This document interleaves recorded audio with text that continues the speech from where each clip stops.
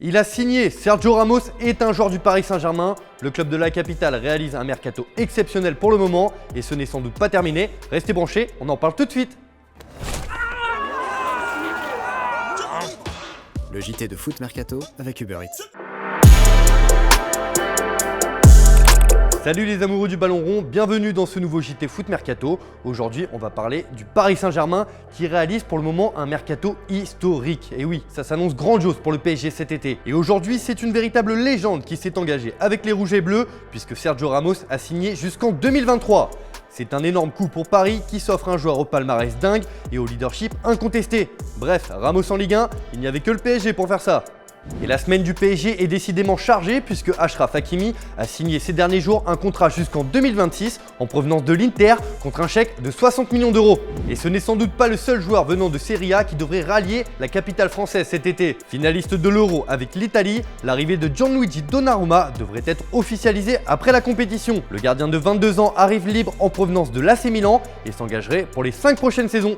Alors oui, vous allez me dire c'est pas mal, le PSG frappe fort, mais croyez-moi, on n'est pas au bout de nos surprises et c'est loin d'être terminé. Selon nos informations, le PSG veut tenter Cristiano Ronaldo. Le Portugais est en pleine réflexion sur son avenir à la Juventus et Paris étudie toujours la possibilité de signer le quintuple Ballon d'Or qui lui considère l'option parisienne comme très intéressante. Des discussions existent avec son agent Jorge Mendes et les modalités d'un contrat ont déjà été évoquées entre les différentes parties. La Juve, elle, n'est pas fermée à l'idée de le laisser partir car son imposant salaire pèse très lourd dans les finances du club.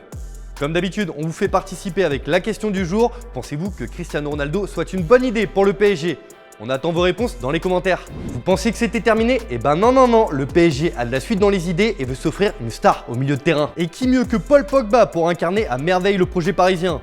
À un an de la fin de son contrat avec Manchester United, le champion du monde constitue une exceptionnelle opportunité et le PSG compte bien en profiter. Selon nos informations, le joueur est ouvert à un départ de Manchester et Paris fait partie de ses priorités. Leonardo se rapprocherait même d'un accord financier avec le Français, c'est en bonne voie, affaire à suivre.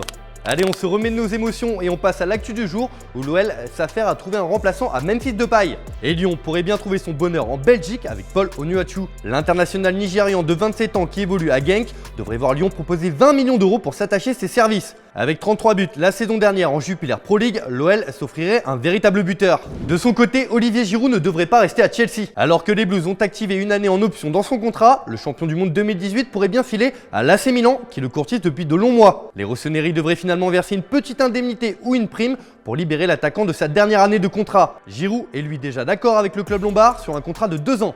À l'AS Monaco, ça s'agite aussi. Le club de la Principauté pourrait bien s'offrir sa deuxième recrue de l'été. C'est Ismaël Jacob, ailier de 21 ans évoluant à Cologne qui devrait poser ses valises sur le rocher.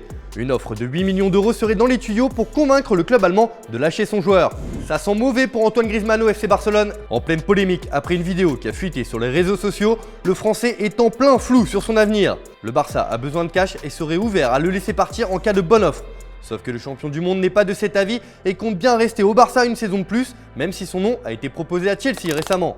Enfin, c'est officiel, Javier Martinez est un joueur du Qatar Sport Club. Après 9 saisons passées au Bayern Munich, l'Espagnol va découvrir un nouveau championnat après la Liga avec Bilbao et la Bundesliga avec le Bayern. Carlos Bacca quitte Villarreal. Après 4 saisons passées sous la tunique du sous-marin jaune, le Colombien s'en va sur une bonne note puisqu'il a remporté la Ligue Europa cette saison sous les ordres d'un certain Unai Emery. On en parlait la semaine dernière dans l'UJT des joueurs libres, et bien sachez que Mario Balotelli a retrouvé un club. À 30 ans, l'Italien va découvrir la Turquie puisqu'il s'est engagé pour les 3 prochaines saisons avec l'Adana Demirspor. De son côté, Luis Felipe Scolari retrouve un banc. Libre depuis son départ de Cruzeiro, le technicien brésilien retourne au Grêmio où il a signé un contrat jusqu'en 2022. C'est la 4e fois de sa carrière qu'il entraîne les tricolores. On termine par l'image du jour qui nous vient de Wembley où l'Angleterre s'est qualifiée hier pour la finale de l'Euro en battant le Danemark. Le stade est en fusion et Mason Mount a eu une attention toute particulière pour une jeune spectatrice en lui donnant son maillot. Celle-ci n'a pas pu cacher sa joie et évidemment elle s'en souviendra toute sa vie.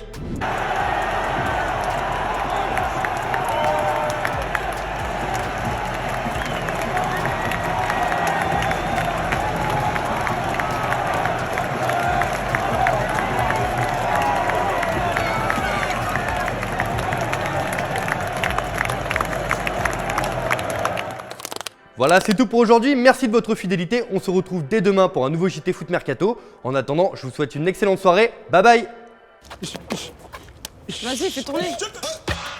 C'était le JT de Foot Mercato avec Uber Eats.